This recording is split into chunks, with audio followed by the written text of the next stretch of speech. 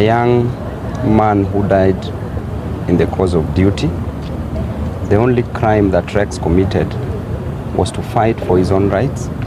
The only crime that Rex committed was to fight for the rights of Kenyan citizens, was to ensure that the high cost of living is lowered, was to ensure that the draconian finance bill does not go through. That is the only crime Rex was fighting for, to ensure that the jobless Kenyans get jobs, to ensure that he was fighting for the rights of everybody, including my own rights. That is the greatest crime that Rex committed. That is what made Rex be killed by the rogue police officer. And we are demanding, as members of the public, and we'll pursue this to the end, to ensure that this police officer is arrested, is persecuted, and is jailed for killing Rex. This is a young man who was just in the streets for a good purpose, demonstrations which were very peaceful. For the first time in the history of this nation, there were very peaceful demonstrations. A young man who was only armed with his brain, his body, and a placard, just to fight for the rights. Then the police officer, armed with everything, guns, rungus, horses, vehicles, tear gas, bullets, and the only reward that police officer can give to a young man is to take his life. A young man who was also fighting for the rights of those police officers, because there is no price of hunger that is different to a police officer, that is also different to a member of the public. And therefore, we will demand for his immediate arrest and prosecution, and also we demand that IG Koome takes vicarious liability. He is vicariously liable for the death of this young man because he's the one who gives orders. We also demand that he be prosecuted. We will also institute a civil suit, civil litigation against him. We will also demand that the violation of right to life that has been infringed by the police be compensated. It will not be enough to exchange money for life, but we will nevertheless want that compensation to go to the family members. And therefore, we'll also, together with the families, institute a constitutional petition for violation of right and declaration violation of right and compensation in terms of damages. I know it is really sad to lose a young man. It should be normal for a child to bury a parent, but it is quite abnormal for a parent to bury a child. It is really painful and heartening. And I know that these atrocities that are being committed by this government, fate has a way of catching up with injustice. President Ruto, where he is seated, how does he feel after Kenyan has lost life just because this Kenyan was trying to correct his mistakes, the mistakes that is forcing on the throats of Kenyans? And I want to tell him that it shall not stop there. It shall not stop there. I urge all the young men and women in this country to unite. Let the death of Rex not just go in vain.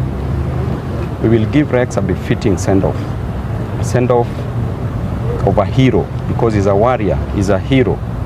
He's died for us so that we can enjoy the fruits of liberation, and we shall not disappoint him. And I urge young men and women, the millennials, the Gen Zs, Kenyans, not to let this death go in pain. Let there be still demonstrations across the country, in every ward, in every constituency, in every sub-county, in every county, and in the whole nation. Kenyans spoke yesterday, and they will still speak. No amount of shootings, no amount of deaths shall prevent them from fighting for their rights. And therefore, we will continue fighting. May Rex soul rest in peace. We are here and we are mourning the death of our hero, a young man called Rex, who was shot yesterday by a police officer. And I went earlier on to the city mortuary, and I can confirm that Rex is no more. I want to say that Rex's only crime was to fight for the rights of Kenyans. His only crime was to come out and ensure that he fights the draconian finance bill. Rex committed a crime of only ensuring that the price of unga is not increased, the price of other goods, food stuff are not increased. Therefore, may Rex's soul rest in peace. To the Inspector General of Police, we demand that you resign. Ome, we know that you are vicariously liable to the murder with malice forethought of one Rex. Therefore, you must resign, and the DPP must institute a criminal charge of murder against your person. The police officer who murdered Rex, you must surrender yourself before Kenyans catch up with you. Because if they get you on the streets, it will be something different. I want to state clearly to the police officers, your work is to keep law and order. Your work is not to kill Kenyans. We are men than you. Suppose we decide to destroy you, what do you think will happen? Will we have a nation? And lastly, the 115 members of parliament who voted, congratulations for standing with Kenyans. You voted with Kenyans. The 204 members voted with the oppressors. We know you are political dealers, you are not political leaders. We know you are leaders who have a mission but not a vision. A mission to destroy the future of this nation. A mission to ensure that the finance bill raises the cost of living in this nation, but not a vision to change the future of this nation for the best. To Zakayo, I want to tell you that you are still on the tree. Mzizi are cutting down the tree. Hiyo mti ndio itakatwa, umekataa kushuka. Patane next week, let there be demonstrations everywhere in the country, in every ward, in every constituency, in every sub-county, in every county, and across the nation. Let us proceed with the struggle. Thank you. Right now there are demolitions going on in Nairobi. The government has moved with a lot of speed to destroy people's property, houses that people used a lot of resources to construct this property, and the government has moved and caused a lot of chaos in these slum areas. It's still raining, people are spending in the cold, people are spending in the rains. The government does not care. President has run away to the United States of America.